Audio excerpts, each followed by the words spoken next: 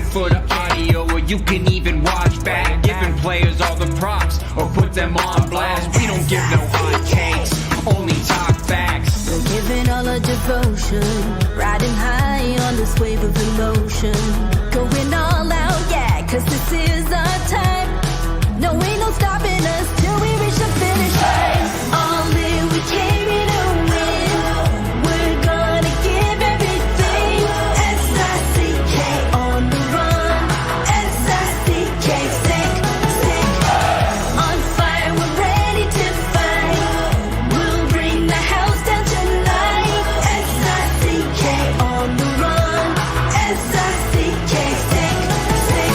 Playing on the car ride, play it when you lounge. X and O, you know that we can hold it down. Shout out to my man Sammy, got it off the ground. And to all the listeners tuned in right now, got debates, analysis, and speculation. This is sports talk for the new generation. You know where to find us, got a reputation. Sick podcast, your #1 sports destination. We're giving all our devotion, riding high on this wave of emotion. Going all out, yeah, cause this is our time. No, ain't no stopping us till we reach the finish line. All in, we came here to win. We're gonna give everything. S-I-C-K on the run.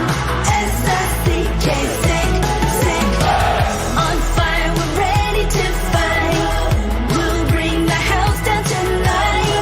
S-I-C-K on the run. S-I-C-K, sick, sick. S-I-C-K, it's the sickest podcast. Tune in for the audio, or you can even watch back. Giving players all the props, or put them on blast. We don't give no hot takes, only talk back. S-I-C-K, S-I-C-K, S-I-C-K, S-I-C-K, S-I-C-K, S-I-C-K, S-I-C-K. All in, we came here to win. We're gonna give everything. S-I-C-K on the run. S-I-C-K, sick, sick. S-I-C-K, it's the sickest podcast. Tune in for the audio, or you can even watch back. Giving players all the props, or put them on blast. We don't give no hot takes, only talk facts. We're giving all our devotion, riding high on this wave of emotion. Going all out, yeah, cause this is our time. No, ain't no stopping us till we reach the finish line. All in, we came here to win. We're gonna give everything. S-I-C-K on the run. S-I-C-K, sick, sick. On fire, we're ready to fight. We'll bring the house down tonight. S-I-C-K on the run. S-I-C-K, sick, sick. Playing on the car ride, play it when you lounge. X and O, you know that we can hold it down. Shout out to my man Sammy, got it off the ground. And to all the listeners tuned in right now, got debates, analysis, and speculation. This is sports talk for the new generation. You know where to find us, got a reputation. Sick podcast, your #1 sports destination. We're giving all our devotion, riding high on this wave of emotion. Going all out, yeah, cause this is our time.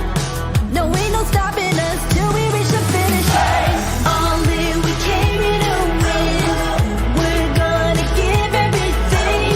S-I-C-K on the run. S-I-C-K, sick, sick. On fire, we're ready to fight. We'll bring the house down tonight. S-I-C-K on the run. S-I-C-K, sick, sick. S-I-C-K, it's the sickest podcast. Tune in for the audio, or you can even watch back. Giving players all the props, or put them on blast. We don't give no hot takes, only talk back. S-I-C-K, S-I-C-K, S-I-C-K, S-I-C-K, S-I-C-K, S-I-C-K. Turn up your volume. Because you're about to listen to The Sick Podcast. The Eye Test with Pierre McGuire and Jimmy Murphy. The Stanley Cup winning Colorado Avalanche And after 22 years, Raymond Mark! The sickest NHL podcast. It's gonna be sick. And welcome to another edition of the Eye Test on the Sick Podcast Network. Oh, wait a minute. We have a trade to announce. The trades are flowing in. I'm Jimmy Murphy, Pierre and McGuire here on the Eye Test on the Sick Podcast Network. And right as we speak, another trade has gone down. Wenberg to the New York Rangers from the Seattle Kraken for a second and a fourth. We'll get more details on that in a little, but it has been a busy day, Pierre. The floodgates have opened. What's been your take so far? Has anything really stood out to you or taken you by surprise? Well, it started with Vladimir Tarasenko going from Ottawa to Florida for a fourth and a third round pick. One of those is conditional, but you look at the lineup in Florida now.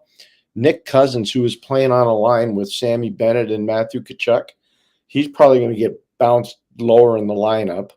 And you're going to see, I think, Tarasenko playing with Bennett and Tkachuk. So that'll make a big difference there. He can help them. He's got 17 goals this year. And, he's been part of winning a Stanley Cup, and he kind of knows what it takes. And I think he's a bigger body that can help their power play as well.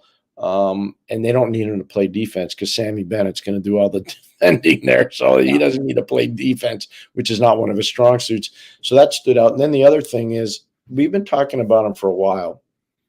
Ryan Johansson, I told you he was not having a good year. He was way under the radar in Colorado. They needed to upgrade. I think, the trade that they make, they move Ryan Johansson to Philadelphia. As soon as he gets acquired by Philadelphia, they put him on waivers. And all of a sudden, you look at Philadelphia now, without Sean Walker, they've got some guys, though. Maybe this allows them to keep Scott Laughton going forward. And for Ryan Johansson, I don't know what this means, but I have to think he's going to clear waivers. And for Philly, you accumulate a first round pick and Ryan Johansson, you trade away Sean Walker. And I was thinking about Walker going to Colorado. And the one thing I like about that for Colorado, Walker reminds me a lot of Danny Boyle. And Danny Boyle was a kid that went to Miami of Ohio, just like Sean Walker went to Bowling Green. Danny Boyle was there for 4 years undrafted. Sean Walker was at Bowling Green, 4 years undrafted. Eventually, Sean Walker gets signed by LA. Danny Boyle gets signed by the Florida Panthers, but he has his biggest success playing for the Tampa Bay Lightning. He wins a cup in 2004. Then he wins the Olympic gold medal in 2010 on the Sidney Crosby golden goal. I'm not saying Sean Walker's better than him, but there's a lot of similarities, and I understand where Colorado was going with this deal. It makes sense for them. And it makes sense for, obviously, Philly. But the thing that really helps Colorado in this, they get cap space. They get cap space. And so they might not be done playing in the field, if you know what I mean. And let's not forget what they got from Buffalo, Casey Middlestat for Bo Byron, Pierre. And, it's interesting. That to me just looks like a good hockey trade. But as you said there, they gain cap space. And also they brought in another defenseman, so they fill that hole there. I'm with you. I don't think they're done yet, Pierre. I really don't. But before we continue on that, I just want to recap what we've seen today. You mentioned those. So we've mentioned Tarasenko. Now, Pierre, he goes for a conditional 2024 fourth rounder and a 2025 third rounder. Now, look, I get it. Tarasenko had a full no movement clause. So he's kind of dictating where he goes. And Ottawa kind of has their hands tied in that respect. My question to you is, do you think, and we'll see, they seem to keep doing it, but do you think GMs are going to finally learn maybe not to give guys on a 1-year deal full no movement? Because I just don't see why you would do that. I mean, if you know that he's 1 year and it doesn't pan out, then you're stuck at the deadline kind of letting him dictate where he goes when you could maybe essentially I thought they could have at least got a second rounder for him this year. So I just wonder, do you think GMs are looking at this and saying, maybe we don't want to do this going forward? Yeah, I don't think it's appropriate for me to talk about that transaction just because it involves Ottawa. And so I prefer to stay out of that. And what I would say is your point about other players, just in general situations, generally, I think people need to look at that. Eventually you saw he waived this no move. He waived it, and he waived it because he's going to a place he wants to go. He was in charge of his own destiny. And that when you're a player that's played as many years as he has and you've had the success Vladdy's had. Maybe some people look at it and say he earned that opportunity to decide where he wants to go. That being said, you can't hand those things out like candy anymore. And I know it's kind of like the soother for a lot of these agents and the GMs, and I'm not sure it's the right way to go. I really just think it ends up 70% of the time. It feels like it ends up really haunting the GM in the end. I think. I mean, I'm going to look it up right now, just quickly while we're on this topic, because I'm seeing a lot of talk on social media, just fans suggesting this. But a lot of Bruins fans are saying, hey, I mean, should the Bruins listen on James Van Riemsdyk? He's had a good, solid year. He could help another team. There could be some interest there. But if I'm not mistaken. Don't you want to win? Don't the Bruins want to win this year? Yeah, they do. Okay, but if they go out and get another forward, they might need to make room. I'm just putting this up. So he's got one too, Pierre. He's got one too. He's played 1,000 games. He's earned his no move. He has. He's earned that. I can't see them moving him. No, why would you want? I don't get that. So you move him. What are you moving him for? Yeah, I don't know. What are you going to get? Like a fourth rounder? Yeah. So what does that do? You're not going to win. Like that fourth rounder may never play. Exactly. I get it. People think trades are sexy. I totally understand. Yeah. We all get revved up talking about trades. We do. Exactly. Everybody does. It's exciting. It's stimulating. Yeah. It's great. But you also got to be realistic. Yeah, I'm with you. And if you're not getting the right asset so one of the biggest things I think that's going wrong right now in hockey, I'm not sure it's being run the same way as when I was really involved in it, and that is asset management. I don't know if managers always have the exact value of a player that they either own or are trying to acquire. Yep. And I think part of that is because there's so many more people involved in the process now. Some of these scouting staffs are 30 and 40 people. Yeah. And some of them are even bigger than that. And I'm not sure that helps. I think it's paralysis through overanalysis. Yeah, I'm with you on that. All right, let's look just quickly, a rundown quickly. So we mentioned the Tarasenko trade there. The Edmonton Oilers get involved here. Yeah. They send Adam Henrique and Sam Carrick to the Anaheim Ducks. Now, as of now, the other way. Excuse me, yeah. Ducks to the Oilers, yeah. But as of now, according to TSN, I'm looking at their trade tracker. There has been no confirmation on the return yet. I had heard a first-round pick was involved, but I haven't seen that confirmed yet. Yeah. So what that tells me is somebody leaked the trade who probably wasn't supposed to. And they didn't want to get caught. So they said, I'll do you a solid, but I'm not telling you the back half because they don't want to get in trouble. That's what that tells me. If somebody's reporting that, and obviously people are reporting that, so somebody involved in the process says, I'm not getting my fingerprints on this. I'll give you half. I won't give you the whole. So, and that's a great point. Now, if the Oilers get Henrique there, Pierre, does that mean they're out on Gensel, you think? Yes. Yeah. I'd say yes. I'd say yes. So yesterday when we talked, I think I told you I thought there were 4 teams that were probably realistically involved in the Jake Gensel. And there may have been more, but I'm going to say Colorado, they did some business today, obviously. Edmonton, they did some business today.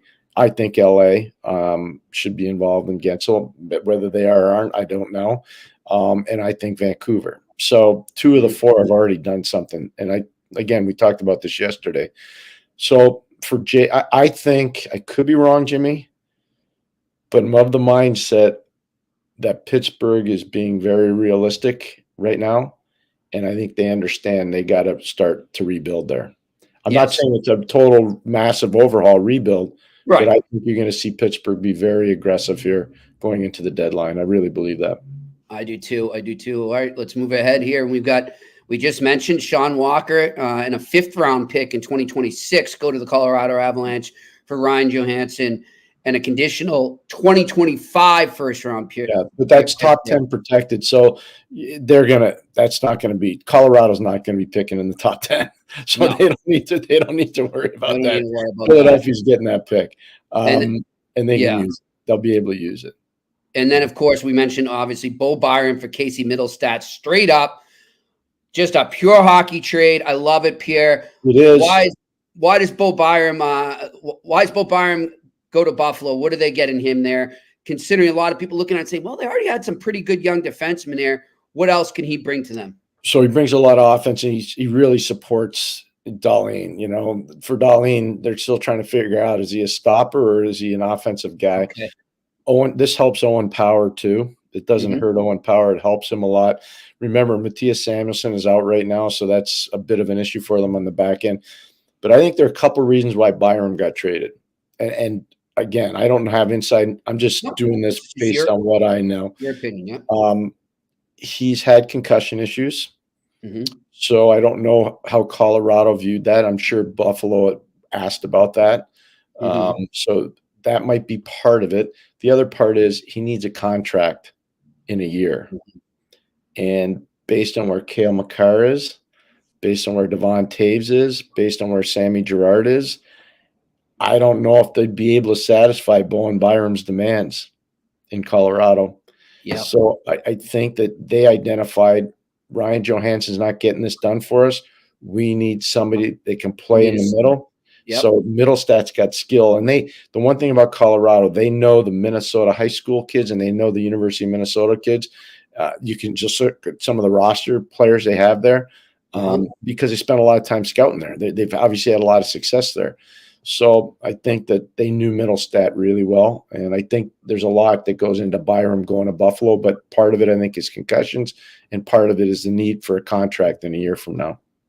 Let me ask you this, Pierre, and I think we might have, of course, I didn't even get to, we've got a great guest coming up. By the way. Oh my gosh, he's a superstar guy in the business. And they're a team as well that could be active. Yeah, but this Kenny Daniels is really good. Like Kenny Daniels is about to join us here. But Pierre, one thing I want you to think about, and we'll get back to it after we have Kenny on, is Colorado done? I think that's an interesting one right there. I don't think they're done. I don't think they're done either. No. And I think they could be in on a center available from the Vancouver Canucks. What about a goalie? What about a goalie? What about a goalie is right. What about a goalie? We'll get to that. I wrote about it today, and we'll talk about that after. Good. All right. Joining us now, you know him from Detroit Red Wings games, doing play-by-play. The amazing Ken Daniels joining us here on the Eye Test and the Sick Podcast Network. Kenny, how you doing? Good, Jimmy. Pierre, nice to be with you both. Kenny, you still running that team out there? No, when Kenny Holland left, I lost my job. No. And now Bob Stauffer's got it in Edmonton. There you go, Kenny. Hey, speaking of, Kenny, we were just talking about the Colorado Avalanche. Your Detroit Red Wings are playing them tonight out there in Denver. Off topic, we'll get to trade deadline stuff and current team in a bit. But one thing I really want to see get going, and I think we could now with the resurrection of the Detroit Red Wings and the direction they're going in, is that Avalanche Red Wings rivalry. You think we can get that back soon? It's tough now being in another conferse. Yeah, it's hard. Yeah. It's hard. And even Chicago would have loved to see that. I mean, maybe one day we see Toronto, Detroit. That would like that. But yeah, I guess, we're playoffs make. I still like 1 versus 8. They still want divisional. I just think you lose too many good teams in the first round of the playoffs. And it's a shame. And especially the way it's going to happen in the West. So right now, after 7 years out, I'm just hoping the Red Wings can get in, and I don't care who they play. We wouldn't want Florida necessarily, but for the sunshine. But it might not be a lot of sun the way the Panthers are going for the Red Wings. So Kenny, I got to ask you before we get in depth on the trade deadline and talking about the resurgence of the Detroit Red Wings. One of my best friends is somebody you worked closely with, Scotty Bowman. What was it like working with the Red Wings when Scotty was in charge? I loved it because, Scotty, we'd go out for dinner, and I'll never forget. It just have a laugh because one night it was March, and we were playing St. Louis the next night, but we were in Colorado off night and then back to back and flying on to St. Louis. So the Blues were playing that night. So we're at ESPN Zone, and we're watching Scotty and I having dinner on a small TV in the booth, and March Madness is going crazy. So yeah, it goes nuts, and we're ready to watch this game. And Scotty looks up, how Scotty looks, right? And he sees all the television, and he looks up the basketball game. He looks at me, and he says, well, I won't say the F word, but he goes, F me. The basketball game, it's 5-2. It's 5-2. And he's right. People are going crazy, 5-2. Started 50 all and played 80. But, right? It's 5-2. It's 5-2.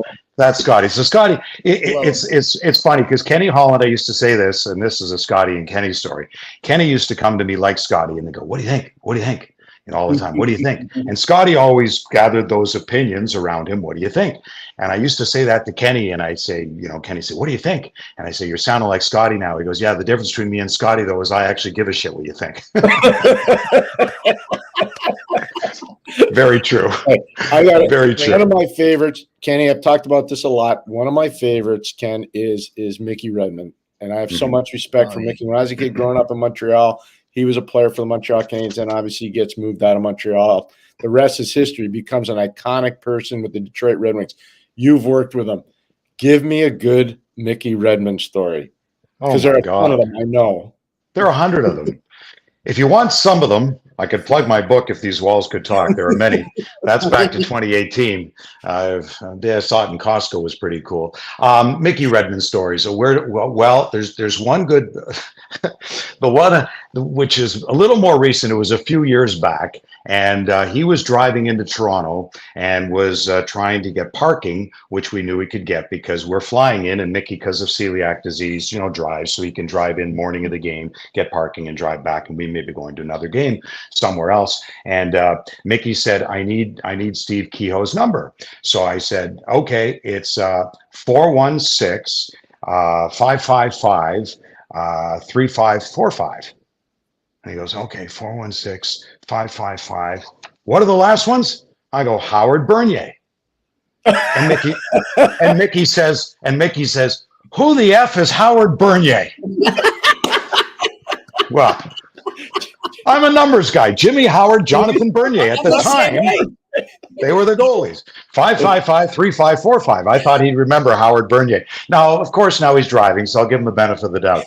But those are I mean, there were so many, like the time in Columbus, and because he cooks on the road and we have some great nights, just have a pop in his room and he'll fire up the steak on his little Coleman stove, or the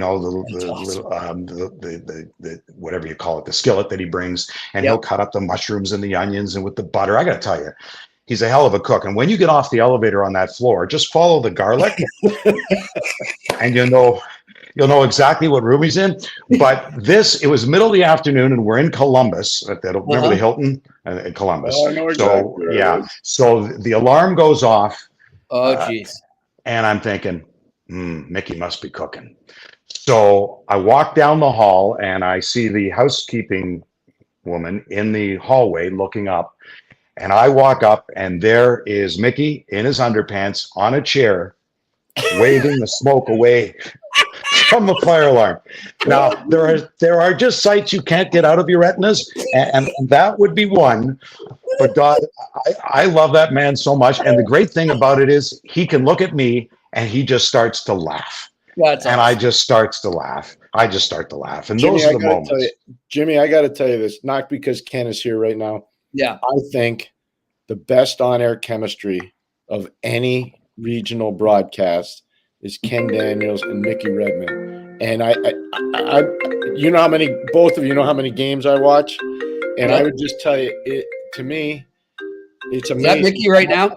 It's no, amazing. that's not me. It's me. Yes. It's me. Oh, that's you. Okay. I didn't know if that was Mickey. Listen, if I were John Tortorella, you know what I'd be doing right now? Yeah, I know. Calling you out. But I look like Torts, but I'd be calling you out, but I'm not. So Yes. all I'm going to say is, like, I love watching the Red Wings shows. The team is better, obviously.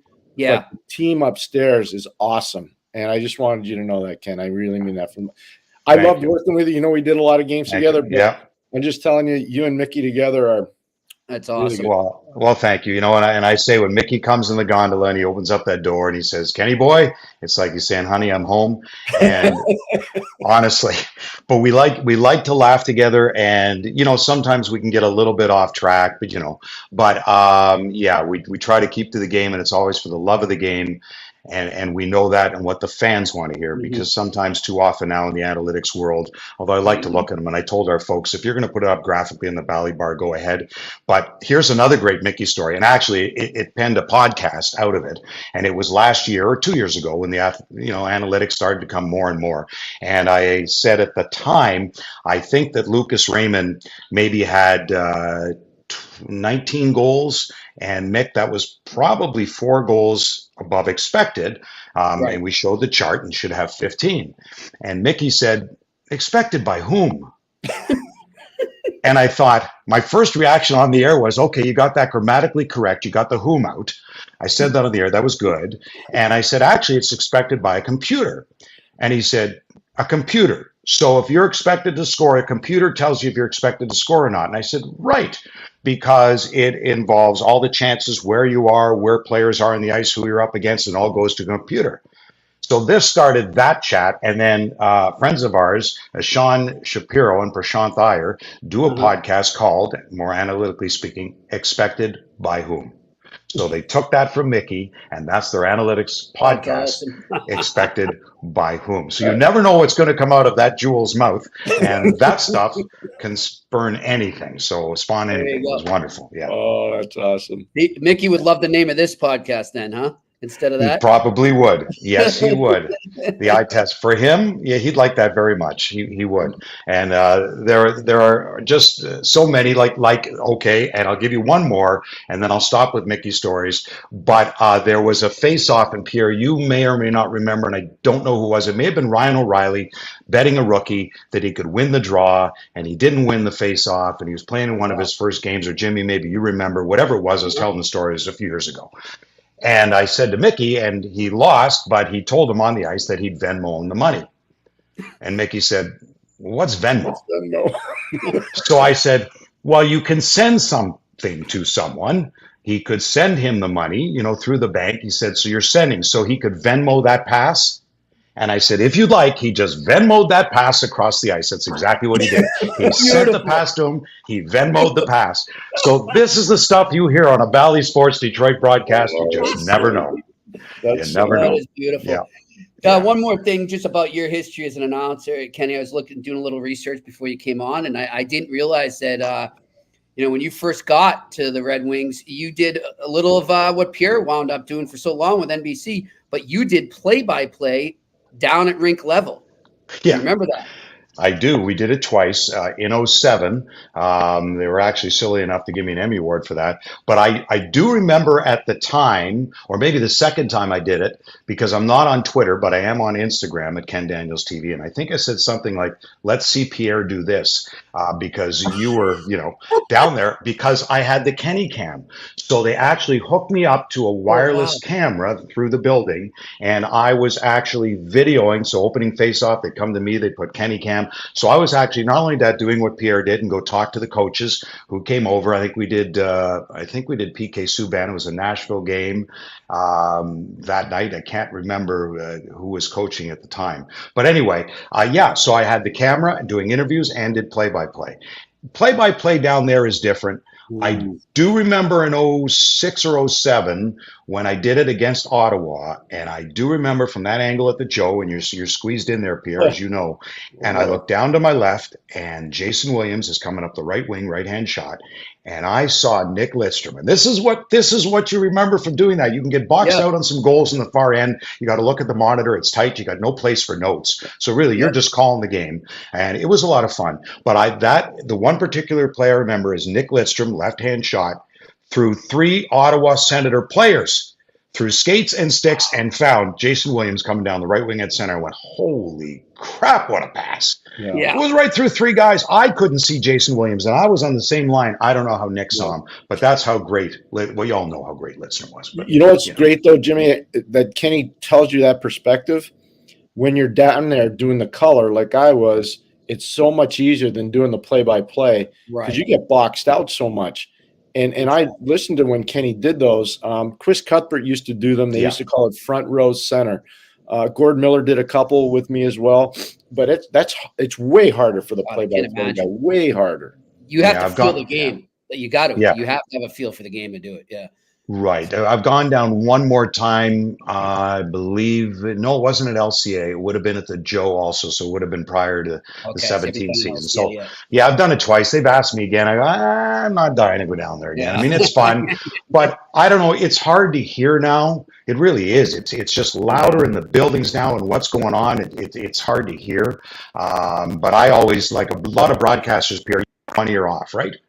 1 year off. I got that from Bob Cole, and I know Ray Ferraro does that too. I don't like to have two over my head. I always have 1 ear off, and some people think it looks strange. Now they make them with just the one. I want to hear the natural sound, so you're not screaming over it. You want to hear what's going on in the building. So I enjoy that. But still, it was fun down there. But I'll leave that to the analysts. I hear you. Well, listen, Kenny, what's been your take? What has been the biggest difference for this Red Wings team this year compared to, the past 2-3 years? What has made them be able to take the step they've been able to take? Depth for main thing this year. And I go back to at the end of last season where Steve Yzerman said publicly at the end of the year news conference, it was either there or just before training camp, that Ottawa and Buffalo were ahead of Detroit in the rebuild. He was right because they had prospects coming. Now you look at the Athletic and the Red Wings are number 2 on the prospect list, however they grade the ages. So I think what Steve did at that point was, okay, Ottawa and Buffalo are ahead in the rebuild. Let's fill with the veteran guys. So he gets Gostisbehere and gets Comfer and adds Petrie to that lineup. Even getting Alex Lyon as just a depth guy and James Reimer. So if Ottawa and Buffalo is ahead of the rebuild, young teams, as Ken Holland, former GM here, always told me, young teams don't win Stanley Cups. And Steve's very competitive. And I don't think Steve wanted to handle another year of us being out of it with 80-some points. I predicted this year, before even all these moves, well, just when they were coming, 90 points for Detroit. I thought we'd be just on the verge because of Ottawa and Buffalo, maybe taking that step, and then they didn't. So I think that's what Steve did, and that's why the Red Wings are where they are now, because of depth. Pierre. Tell me about Patrick Kane. How's Patrick Kane doing? Love him. I love that guy, and we thank him because he went back to Buffalo before he made his return to the Red Wings. Had been working out, and he came on the air with Mickey and me. I believe we were at the game in Montreal, and the next game was in Buffalo, and Network had it. ESPN had it. We didn't. And on the air, Mickey and I said to Pierre, just because you're from Buffalo, and Pat, your dad's going to be there, and your family, you don't have to return to Buffalo that game because we've got the Sharks game on Thursday. And he said immediately, so you and Mick would prefer that I wait so you can have my return? We said, yes. And he said, let me see if I could work on that. And damn if he didn't. So we love him for that. Rosalie Bradley and her family billeted Patrick Kane here in Detroit when he played with Honeybake, along with Pat Verbeek. And Rosalie has been a big supporter of my foundation, the Jamie Daniels Foundation, and what she does in the healthcare business. So it's been wonderful. And Pat, just through that and just knowing us, and the first time I ever met Pat was with my late son. We were at Joe Louis Arena, so it would have been 2015 or 16. And I went down to the room so Jamie could meet Pat. And Pat came out of the small change room there in the visiting room. So Pat came out and he said, hey, Ken, how are you? And honest to God, I'd never met Pat before. I'd been around scrums, but never gone to introduce myself before. And he said, hey, Ken, how are you? And and right in front of Jamie. And before I said, hey, Pat. And he said, your dad's the best, to my son. And I said, oh my God, I didn't think you'd know me. And he said, Kenny, I grew up here living at Pat Verbeek's house. You don't think I know you and Mickey Redmond? So I said, well, good point on that. So ever since then, whenever I've seen Pat, and he's just been amazing to deal with, I think the guys in the room absolutely love him. Yep. If he didn't re-sign here, I'd be absolutely shocked. I think he loves it. He came here for a reason, and his good buddy Alex DeBrincat. And you see Pat's son, Pat, who's about 3, maybe a couple of years, a year and a half older than Alex's son Archie, and they're together at games and playing together, and you see them before the game and their eyes light up seeing their fathers standing there at the rink and handing them pucks over the boards. They love it. Alex and Patrick love that. So he's doing great. Ken, you guys were spoiled for a long time with really good teams. You were spoiled for a long time. Then it got dark. Now it's back. Is it back with the fan base too, Ken? Yeah, it is. I was always under the belief of it, and we said at the start of the year when I said they had 90 points, I didn't think they'd make the playoffs. I thought they'd be competitive and be right there. And it wasn't so much what Detroit didn't do. It's what other teams did do. And I was thinking Buffalo and Ottawa at the time, not so much Montreal, but what others did with Florida and Toronto and Boston and Tampa. You're in a tough division to try to get in there. Yeah. But I think the fans were also, they would have been patient for another year. I'm not sure Steve would have liked to try that, but the Lion fandom, and let's make no mistake, you can call this hockey town, but this is Lions town. This is, 100%. and what the Lions did this year, this is what they did. And I think the fans are feeding off that. So all of a sudden, the Red Wings had a pretty good October, November. They had a poor December, but October, November, and the Lions are going. And now the Lions are winning games, and I think they were feeding off it. And then the Lions getting where they are. So I still think Dan Campbell, because of Newsy, wants Dan to come in and speak to the team. I think he still will at some point. He'd love him to do that. So I think there's that Lion fandom feeding into the Red Wings. So the Red Wing fans, we've had, I think, I don't know exact for sure, it's like 9 straight sellouts and maybe 22 of the past 24 or something like that. That's great. And Patrick Kane helps too. He does. It's that excitement factor. Guys in the room, and I think the fans. I used to think about that when Pavel Datsyuk. When's he going to hop over the boards? When am I going to see something special? Plus, you got some Michigan guys there too. You got like Petrie. You're talking about. You're talking about Kopp. You're talking about Comfort. You got some Michigan content there too, which I think helps a lot too. And with Dylan and Kopp and Comfort from their relationship in Michigan too. And Petrie's a Spartan but lives here, and Petrie's living on the same street as Dylan Larkin. They're all together, and Darren Helm must be renting his place, I think, to James Reimer or something, but they're all in the same street. So they come to games together. That's why whenever somebody's out there and people go, well, what about Brian Russ from Pittsburgh? He's from Pontiac. Well, not really. He's probably from Bloomfield, but whatever. But yeah, whenever somebody's from Detroit now, it's like we got to have all Detroit.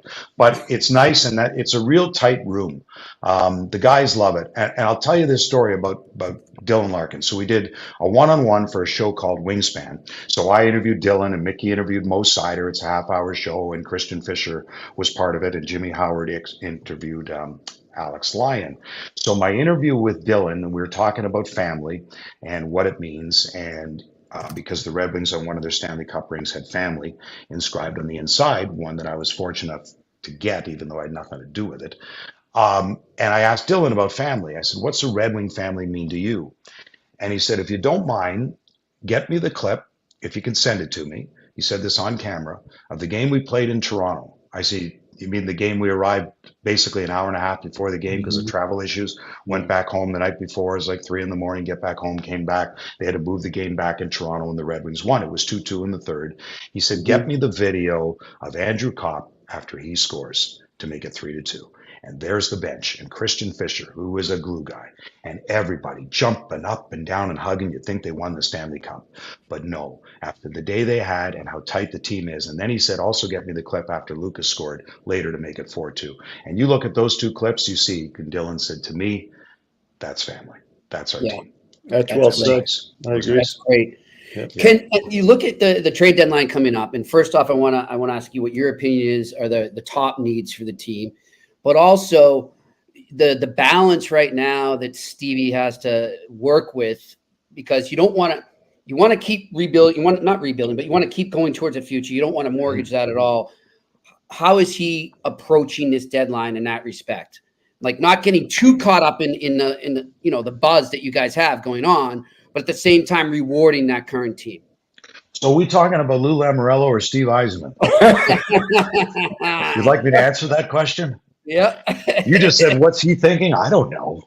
I didn't think he'd take Mo Sider when nobody else did either. That worked out okay.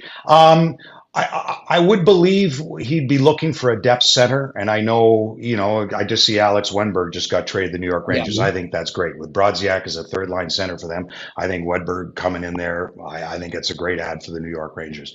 Not that I'm up on all the deals today. I've been running around, but I just saw that one come across. I know what Colorado did. So, Steve, I think he'd be looking at a depth center because you've got Christian Fisher right now playing in the fourth line in the middle because of Dylan Larkin's injury for 2 weeks. So there was Joe Veleno up to the top, and I think Joe was really coming and knowing his role in a fourth line center. Christian Fish is good, but I think they'd maybe need a little depth there.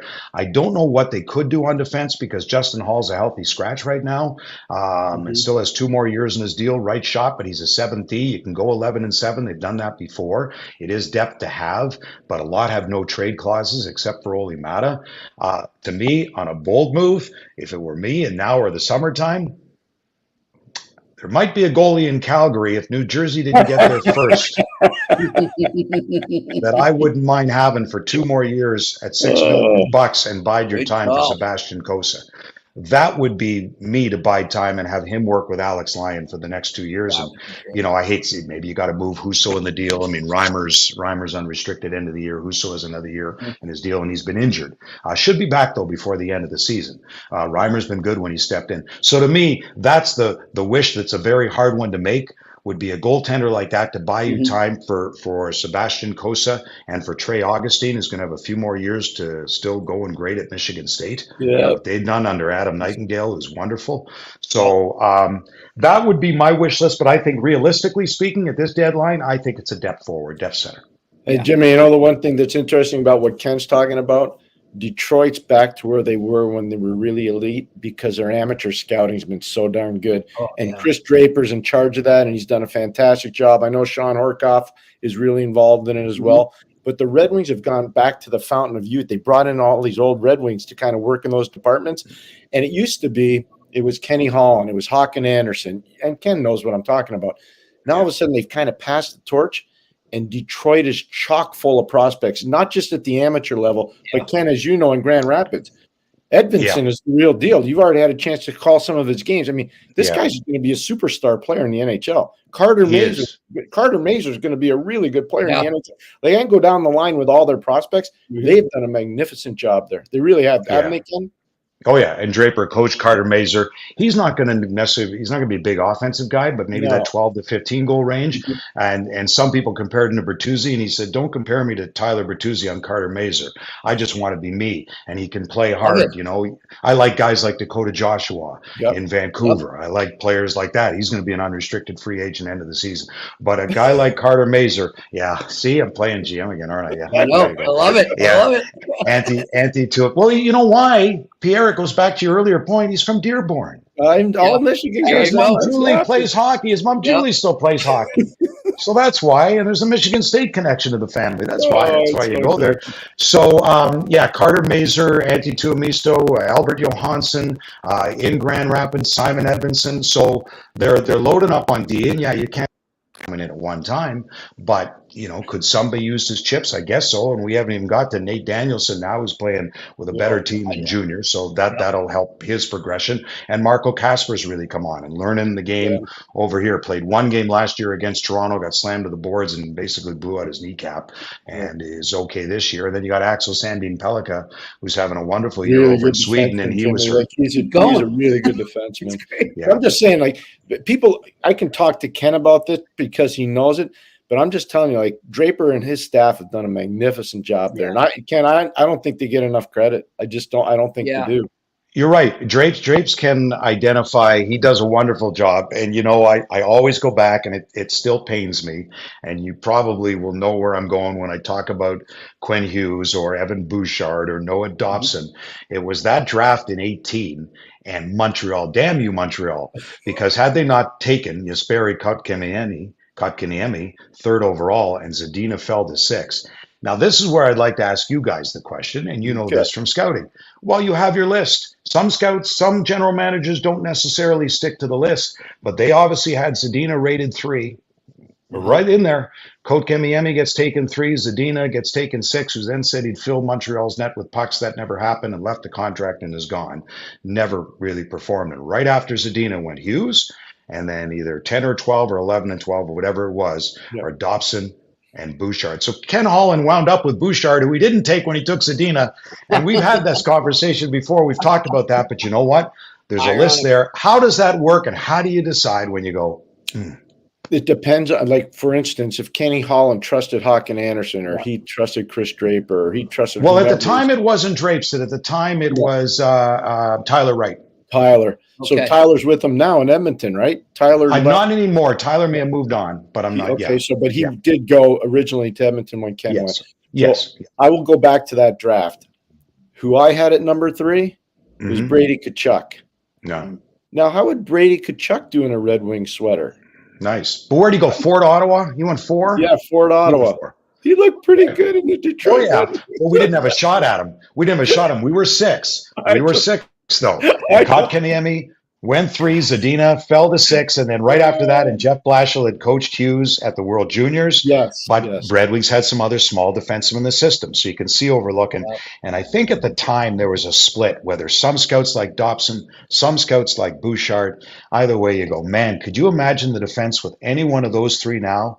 With Seider and Wallman and Edvinsson coming? If ands and buts were candies and nuts, as you all know. And that's scouting. It's so, I'm not taking anything away. It's hard and you're in the moment. It's hard. Listen, that's why we call this the eye test, out of respect to the scouts. Because I think the scouts are being marginalized right now because of all the analytic stuff. And I think it's wrong. I don't think I really believe this, Ken. If you don't have hardcore boots on the ground scouting, real intel scouting, you're not going to draft well. Nope. Right.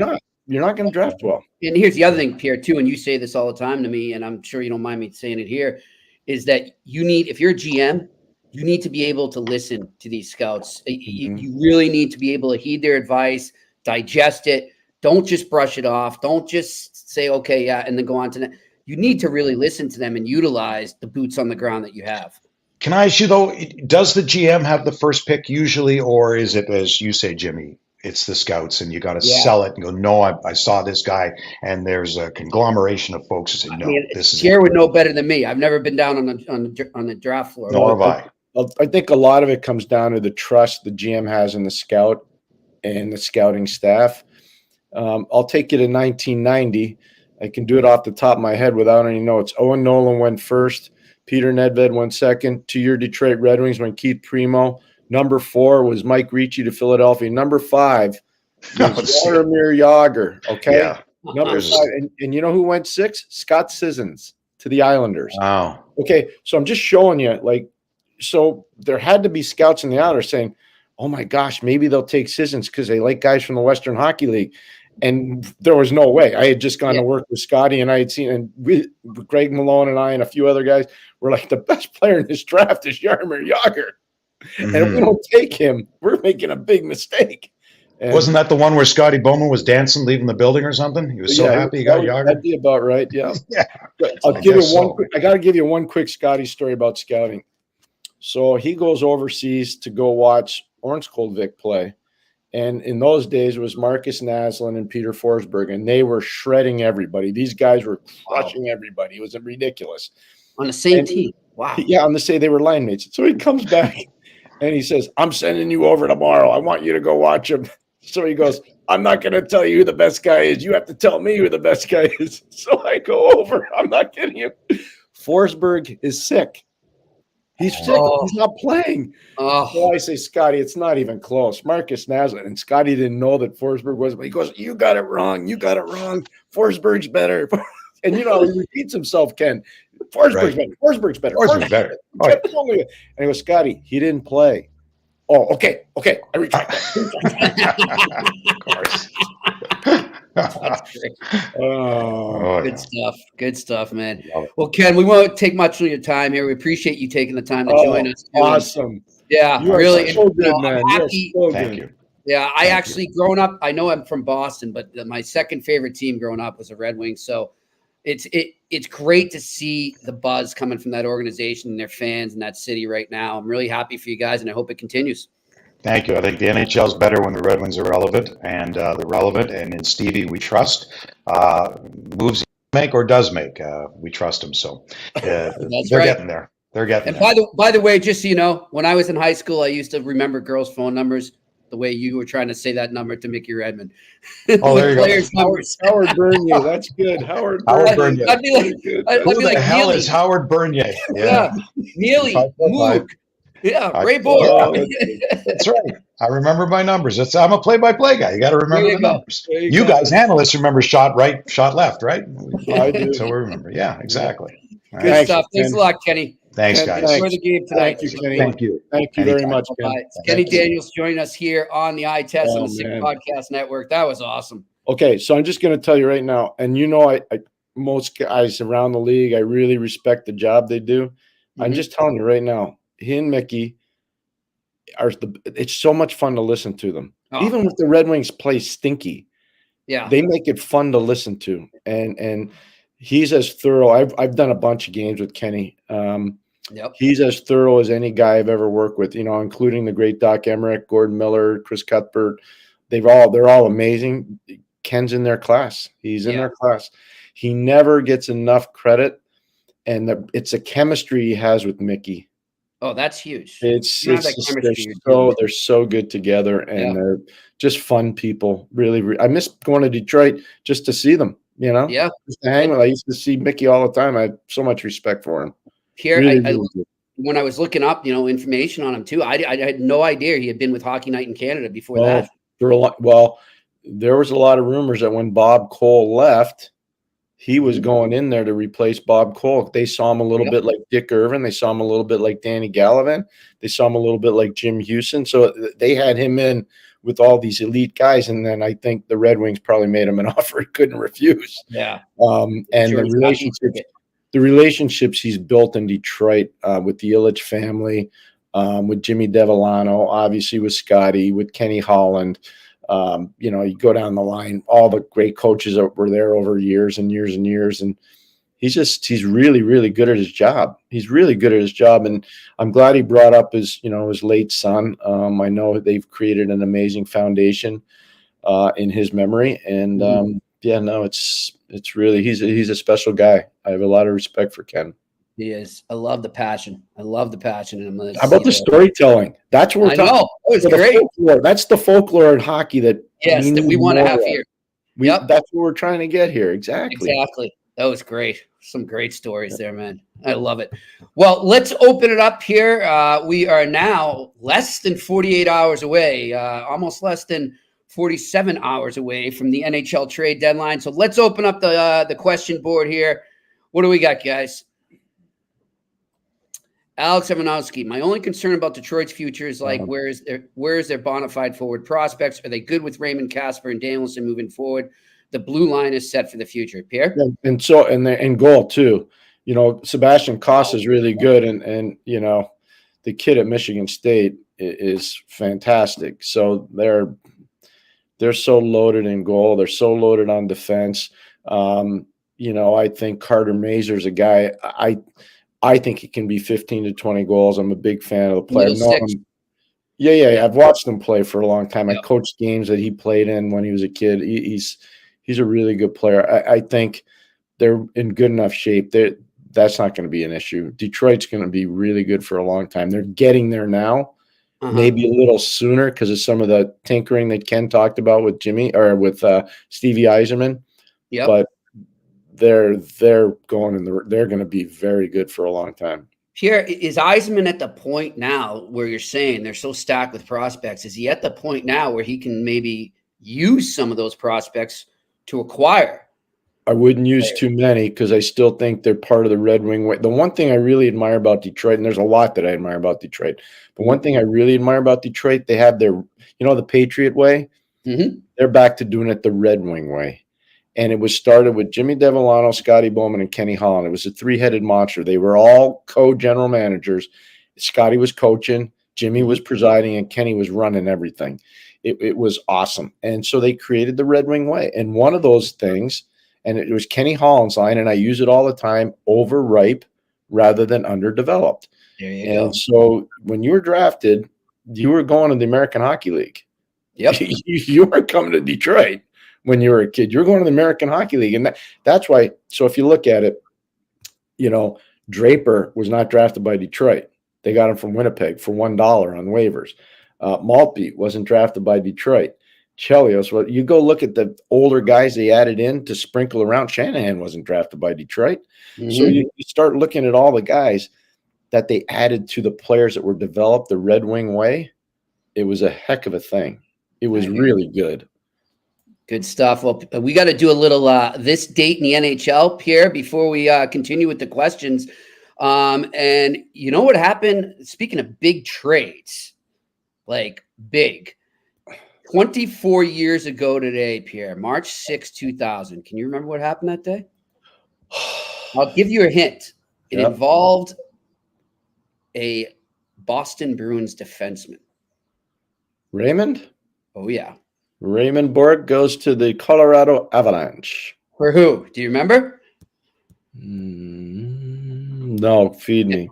Okay, so it was Raymond Bourque and Dave Andrechuk to the Colorado Was Avalanche. Ralston part of that? Yes, Brian Ralston. Ralston, Martin Grenier, Yeah. and Sammy Paulson. So Paulson was really good. He eventually played on the 07 Stanley Cup winning team in Anaheim. That's right. Brian Burke really liked him. He was a good player, but that was Berkey really liked him a lot. Yep. And then Grenier was a big defenseman. He just never got it done.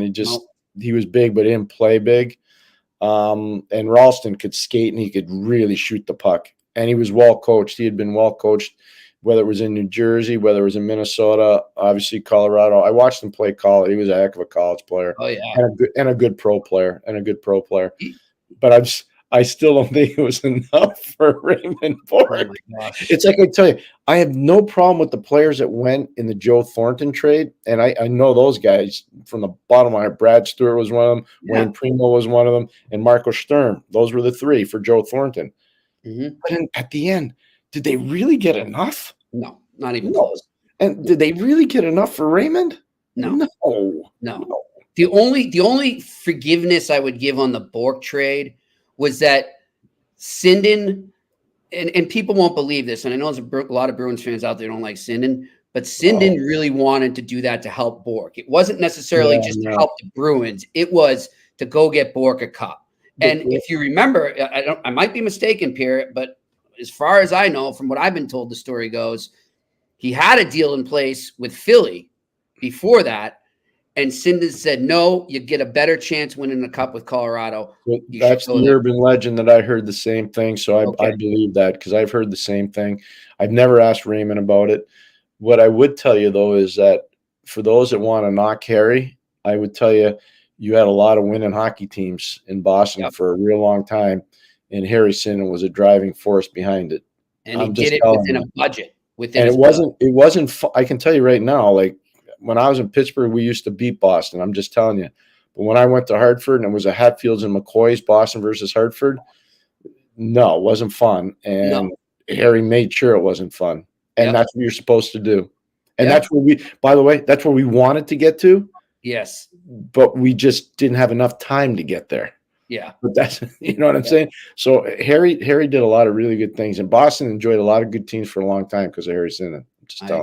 I agree. And one more, Dale, just throw this at you since you were coaching this gentleman at the time. March 6, 1992. Ring a bell? Rick Tocchet scores his 9th career hat trick, and Mario Lemieux had a goal and 3 assists to lead the Penguins to a 7-3 win over the Sharks.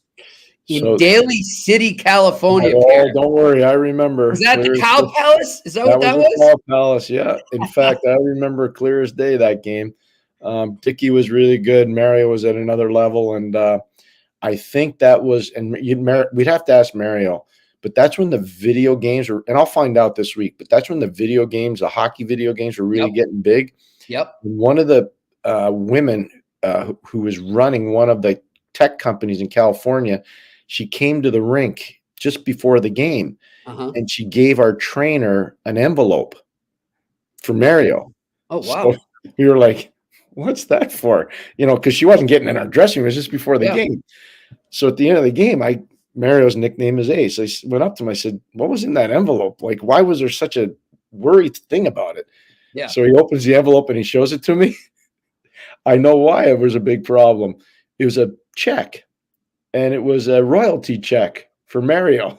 Wow. And I won't tell you how much it was. Yeah. But it was substantial. It was pretty good. And so now I know why she was so nervous. She didn't just want to leave it to somebody. She wanted to make sure it got to Mario. There we go. So that's one of the things. I remember that game pretty well for a lot of reasons. Those are the people my age will remember the good old days of Sega Genesis. That's what it was. I think it was Sega. I think that's exactly what it was. It's Sega. EA Sports and all that. All right. Those questions, those date in NHL history, of course, brought to you by Bob Borgen, our good friend. Thanks a lot, Bob, for those. Keep them coming. Really excited about that. And while we got time, we'll get back to questions in a second. I know we're running tight on time, but I do want to mention, Pierre, because I know you steamed through yours, but I got the word from my girlfriend last night. She really enjoyed a Factor meal again. So she's a fan now. We're making tons of fans of Factor meals here on the eye test. And we want to remind you, Factor's delicious, ready-to-eat meals make eating better every day easy. Wherever tomorrow takes you, be ready with pre-prepared, chef-crafted, and dietitian-approved meals delivered right to your door. You'll have over 35 different options a week to choose from, including keto, calorie, smart, vegan, veggie, and more. And there's even more to enjoy with 55 nutrition-packed add-ons that help make your weekly meal planning even more delicious. So what are you waiting for? Get started today and have a feel-good week of meals ready to go. Go to Factor right now, and that's factor.com/iTest50, and then use the code iTest50, and you will get 50% off. Go check it out right now. And I mean, everyone we let try these, Pierre, they love them. I'm just telling you, I'm not making it up. Can't wait for my next. I enjoyed them. So, and I know my wife enjoys them. And so there you go. And Pierre, you know what? I finally got in the mail today. Did you get your Manscaped? Oh, I did. So I am going to be all ready for my Montreal trip. They just get here. I'm gonna have that. I don't know if I could say that, but let's just read the thing here. This year, don't chase the rainbows, make your own pot of gold, and groom your little leprechaun with the leaders in below the kilt care. Say goodbye to your clover forest with Manscaped Lawnmower 5.0. That thing sounds ferocious there. And let your confidence shine bright. Embrace the luck of the Irish and join 10 million men worldwide who trust Manscaped. Head over to manscaped.com right now and use the code ITEST for 20% off and free shipping. So, yes, Pierre, I will be all set to go. The Manscaped is here, and I am ready for the what they call it, the lawnmower there, the mower. Yeah, that's good. Good stuff. Little Jeffrey B writes, little hairy leprechaun. I told you I'm Italian. Look at that. There you go. All right. Let's get serious. Let's get back to work here. Let's do some questions here. We got the trade deadline moving. Pierre's got to do Mitch Melnick in a bit, so let's get it going. Justin LeBron, are you surprised with any of the trades so far? I wouldn't say surprised, but I'm impressed with some of them. I really like what Colorado's doing. I really like what Philly's doing. I like those trades the most right now, is where I stand. I was a little surprised with Edmonton. Like, Carrick's an undervalued player. He's good. He's got a lot of character and grit, so I think that's positive. Yeah. And I like Adam Henrique as a player, but I liked him a lot better 5 years ago just because of the pace in his game. It's just not as high. But I will say this, that if any team's going to know Henrique really well, it's going to be them because of the Ontario Hockey League with Jeff Jackson being there as their president and obviously with Knobloch being there as a coach. He would have been coaching and seeing these guys a lot, especially Henrique. So, the truth is that I thought they'd try to get a little more speed there, but I get it. It's not bad. And it makes me wonder, remember we talked about Nick Dowd? And then he got hurt. Mm-hmm. And I wonder if that's kind of changed the landscape for some of the teams. I think you're right. Because of his injury, because I would have thought that they had a pivot because of that. Yep. Yeah, I would have thought he would have been one of the first guys to go. Yeah, because so maybe there's something, maybe that injury is a little worse than we thought. Yeah, so I know he's back skating. I just don't know at what level he's skating right now. All right, next question. Jeffrey B, seeing what players are going for on the market today, are GMs finally being cautious about overpaying at the deadline? I think so. I think so. Yep, and I think Jeffrey, that's a great point. In fact, I said to Jimmy, I didn't think at the time, I won't say which player because I don't want to put teams in trouble. There was one player that went and I called Jimmy up. I said, that's not good asset value for that player. They're not getting enough. But I think it's to Jeffrey B's point, better than my point, is that I think guys have woken up a little bit about overpaying at trade deadline. Yep. So I think that's a really relevant point. Good point, Jeffrey. All right, next question.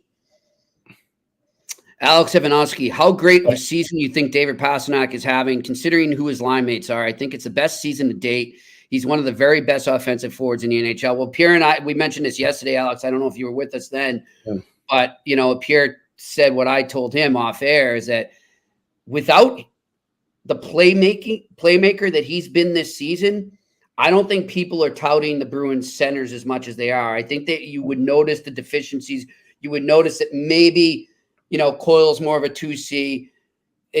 He's just helped everybody around him kind of make up for that loss of Bergeron and Krejci. I think that's been the biggest asset, is that he's gone to a different level in terms of feeding the puck to people, not always shooting. He's not passing up shots or anything, but he's also making a concerted effort to be a playmaker out there. Totally agree. I don't have to add anything else. It's really well said. All right, next question. Justin LeBron, which team has improved the most so far since the beginning of the year? I'm going to say Vancouver. Yep. I mean, I agree. Look at Vancouver. Most people didn't have them in the playoffs to start the year. In fact, they were questioning their coach. They were questioning this. They were questioning that. And Vancouver, and they subtly added, Zadorov was a nice add. A year ago, Hronek was a nice add. And you look at, Elias Lindholm. So I would say Vancouver. No, I don't think anybody wants to play them. Yeah. I don't think they do. So I don't think they do. I don't think you said that at the beginning of the year. I think people are probably licking their lips saying, can't wait to play Vancouver. Yeah. But not anymore.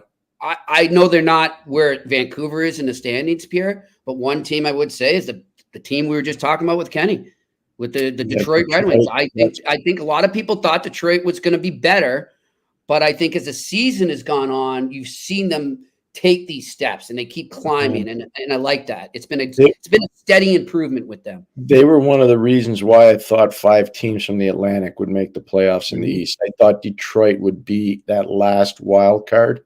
They might be better than that, but I thought they would be that last wild card, along with either Buffalo or Ottawa. And I got it wrong on both of those guys. But I don't think I got it wrong on Detroit. Well, you did, and Pierre, I want to credit you too. Like, I don't know if you remember, but I remember vividly having a conversation with you. You did say out of those 3 teams, well, everyone out there was touting Buffalo and a lot of people were touting Ottawa. Out of those 3 teams, you had Detroit above them. So if we're just rating those 3 teams heading into the season, you had Detroit, Ottawa, Buffalo. I did. Might have had. No, you got it. That's what I did. Yeah. Yeah. But credit yourself there. You did see Detroit rising, I think, a little faster than others thought. Yeah, no, I really liked the addition on the back end with Petrie, obviously, because of the veteran presence, the Michigan tie-in, going out and getting JT Compher. I can tell you right now, when I was working for Ottawa, that was a player that was somebody we really actively tried to get. And weren't able to. Obviously, Joe Sakic didn't want to trade him, and he won a Stanley Cup with him. I can't blame him. I don't blame him at all. But yeah, no, I thought when they got those guys, Steve really had taken his team to another level. All right, next question. Did you guys hear the story of Bill Wirtz telling Mike Keenan to pursue Paul Coffey, Chris Chelios, or Ray Bourque in the summer of 1990? I didn't. Maybe Pierre has. No, but I mean, I've heard all kinds of rumors. I don't remember those names in particular. Paul was with Pittsburgh, and I can tell you I was there. We weren't trading Paul, so I don't know how they were going to pursue him. In terms of Chelios, I'm not surprised because he's a Chicago guy, and I don't think Raymond was going anywhere from Boston. So maybe Bill Wirtz did tell him to do that, but what you say and what you can do realistically are 2 different things. All right, we'll go final question here. What do we got? Evan McLaren, my wife served me dinner and I threw it against the wall like that scene in American Beauty because it wasn't a Factor meal.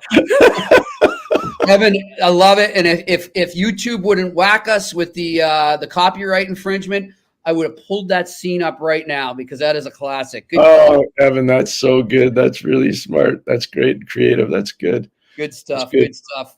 All right. Well, listen, everybody, enjoy the trades as they come.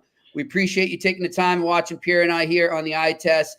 And I want to thank Ken Daniels for joining us. He was so good. Wonderful. Could have gone forever with him. Yep. I'd love to just have a couple of adult beverages with you and him, Pierre. Just listen to you two. I'd just be the fly on the wall and let you guys tell the stories. I would love it. You'd have to bring Mickey in. You'd have to bring Mickey in. So that sounds good. It would be a fun night. You bring Scotty Bowman, you bring Kenny Holland, you bring Mickey Redmond, you bring Ken Daniel, and you bring Daniels, and you bring Barry Smith. and you just have a storytelling session. The folklore that would be coming out of that meeting would be unbelievable. And here too, because as I've said to our listener before, I have celiac disease as well. So Mickey and I have that in common. We could cook together on the skillet there and get the smoke alarm going. So it would be perfect. Let's get it going. All right. Thanks to our production crew in Montreal there. We really appreciate it. A reminder too, we are now just over a week away from our show at Hurley's, 1225 Crescent Street on March 14th. There you go. There's the info right there. Join Pierre and me and Tony Marinaro, another Sick Podcast colleague of ours and good friend. We will be there at Hurley's at 4 p.m. teeing up the Bruins-Canadiens game. Pierre, I was talking to some Bruins media in the press box last night. They're all going to come by, they think, maybe before the game. So a lot of Bruins fans coming up. I've been seeing the buzz online. So it's going to be a little Canadians versus Bruins within the pub there. We'll have some fun there. We might need some security, but we'll see. You know what's interesting? I got to tell you this: my mother and some of her friends are coming. Oh, I can't wait! Yeah, I get to meet Sally. I love it. I know the last time my mom went to a bar. That's great. That's great. Can't wait to meet her. That's going to be great. Oh, geez, that'll be fun. So that's going to be a good time over at Hurley's, 1225 Crescent Street, just before the Bruins-Canadiens there. It'll be a great time. Join us there in person if you can. If not, you can always watch here. For Pierre McGuire, I'm Jimmy Murphy. This has been another edition of the Eye Test on the Sick Podcast Network. And that's a wrap. Hope you don't miss us too much until next time.